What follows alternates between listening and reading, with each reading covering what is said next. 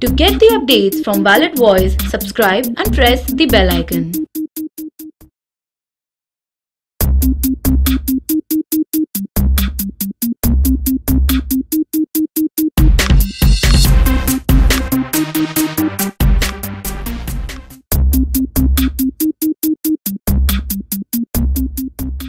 Hello viewers, जिंदगी का सफर खट्टी मीठी यादों से भरा हुआ होता है। कुछ ऐसी प्यारी प्यारी से सुखद अनुभव होते हैं जो हमारे साथ चलते हैं, हमें खुशी देते हैं, हमें याद आते हैं तो हम मुस्कुरा पड़ते हैं। इसी के साथ कुछ ऐसे कड़वे अनुभव होते हैं, कुछ दुख भरे मोमेंट्स होते हैं, कुछ नुकसान हुआ, किसी ने धोखा दिया, चाहे मेंटली, इमोशनली, फाइनेंशियली, जो कि उतने ही याद रहते हैं जितने हमारे सुखद अनुभव। लेकिन इसमें एक टीस की, एक चुभन की भावना साथ में जुड़ी होती है।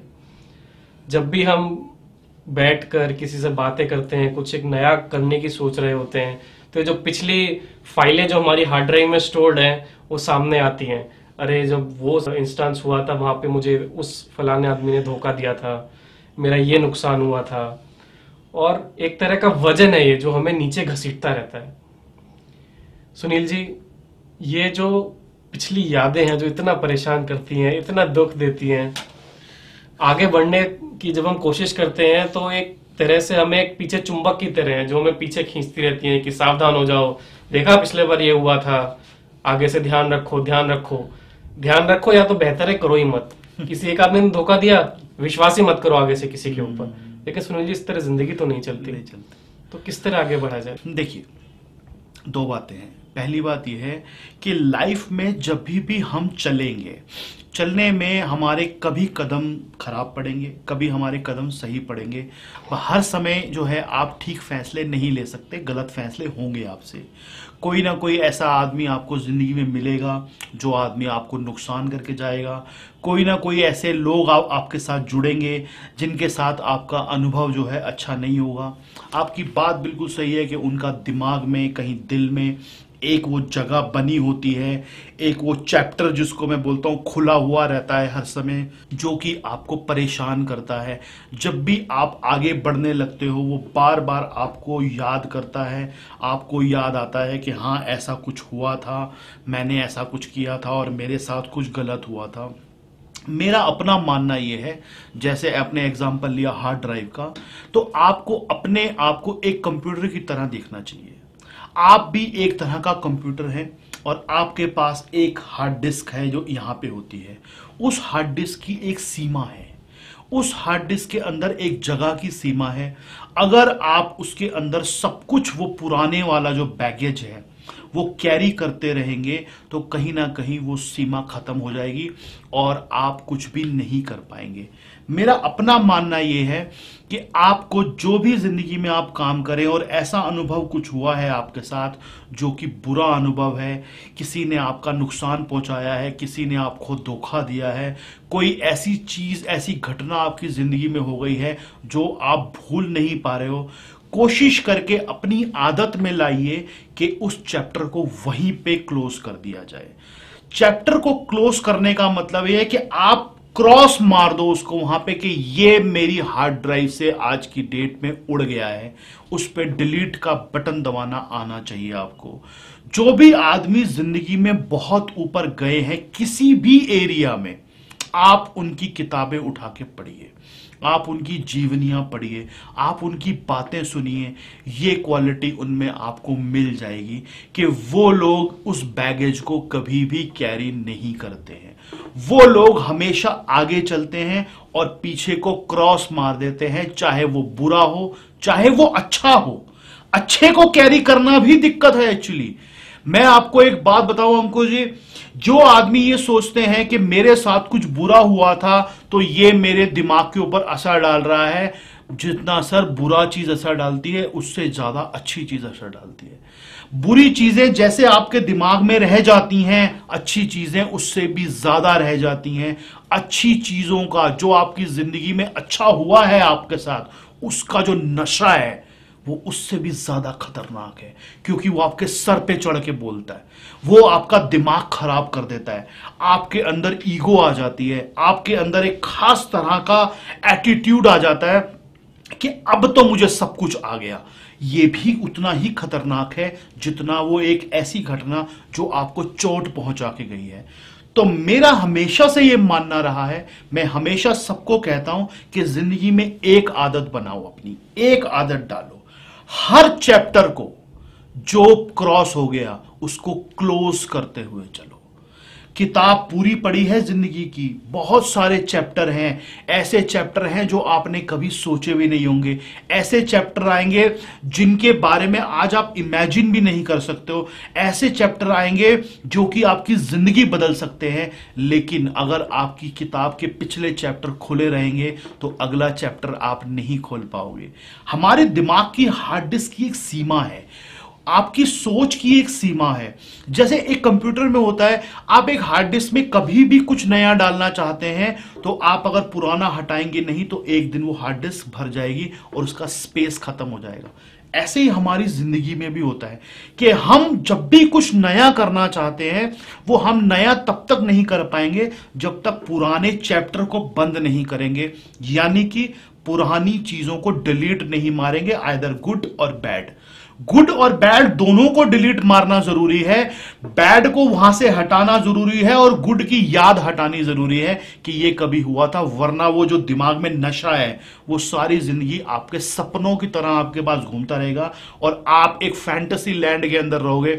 हाँ मैंने ये किया था, ये उस समय बहुत अच्छा हुआ था, मेरे तो यही है, बस यही जिंदगी। जिंदगी खत्म नहीं हो गई है सर, जिंदगी बहुत बड़ी है, आगे और भी फूल मिलेंगे, आगे और भी चीजें मिलेंगी, इससे भी अच्छी मिलेंगी, लेकिन उसी को मिलेंगी जो पुराना चैप्टर बंद करेगा। चैप्टर को क्लोज करने की आदत डालिए, हर जगह पे, हर लेवल पे डिलीट का बटन दबाइए और चैप्टर को क्लोज कर दीजिए। अच्छा हुआ तो खत्म, बुरा हुआ तो खत्म।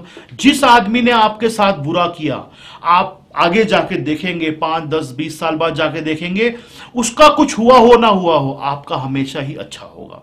क्योंकि आपकी ये जो एक आदत है, अगर है आप में या आपने ले आए इस आदत को, तो ये आदत आपको बहुत आगे लेके जाएगी।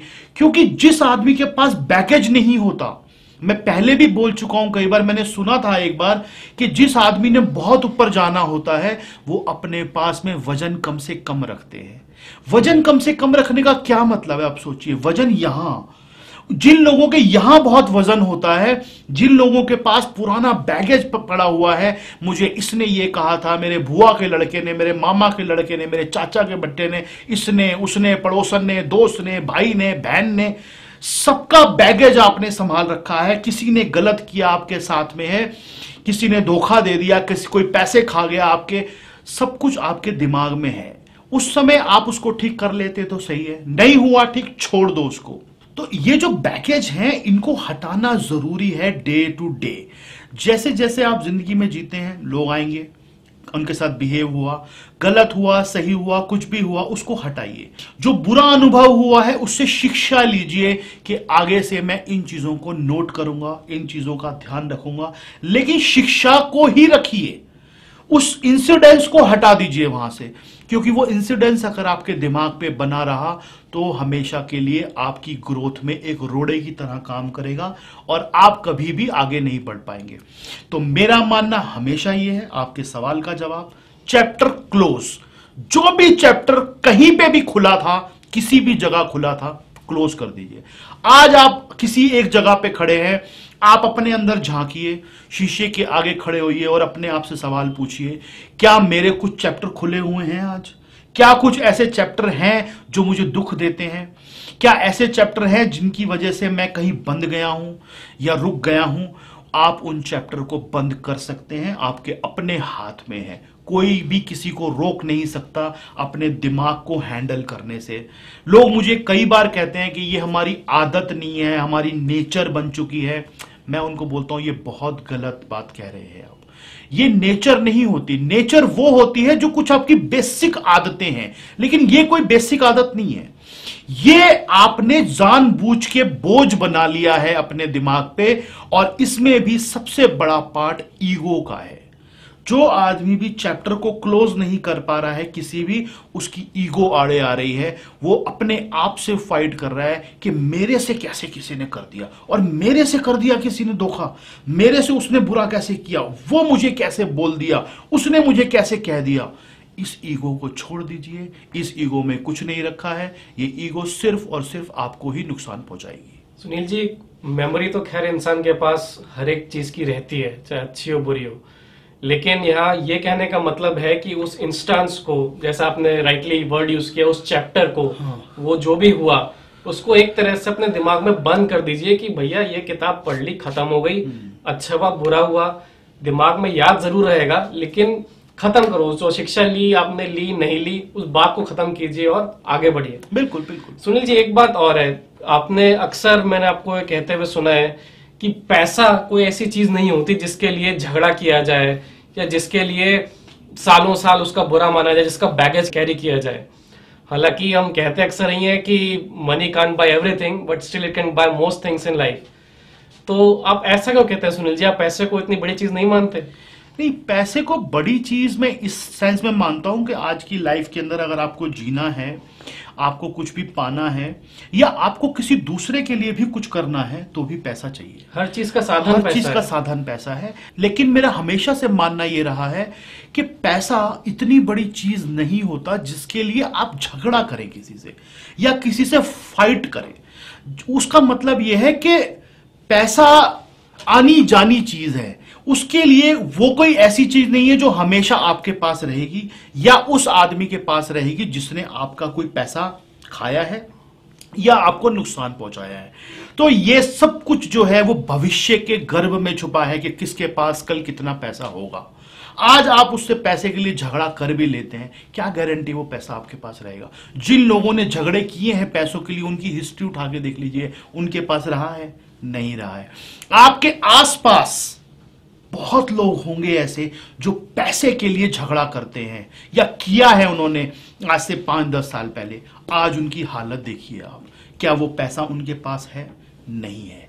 जो आदमी पैसे के लिए झगड़ा कर रहा है वो आदमी ये साबित कर रहा है कि वो उस पैसे के लायक नहीं है। जो आदमी पैसे के लायक है, पैसा अपने आप उसको ढूंढ लेगा, अपने आप उस पर आ जाएगा। तो अगर कोई आदमी पैसे के लिए झगड़ा कर रहा है तो उसको करने दीजिए, उसको छोड़िए, उसको जाने दीजिए।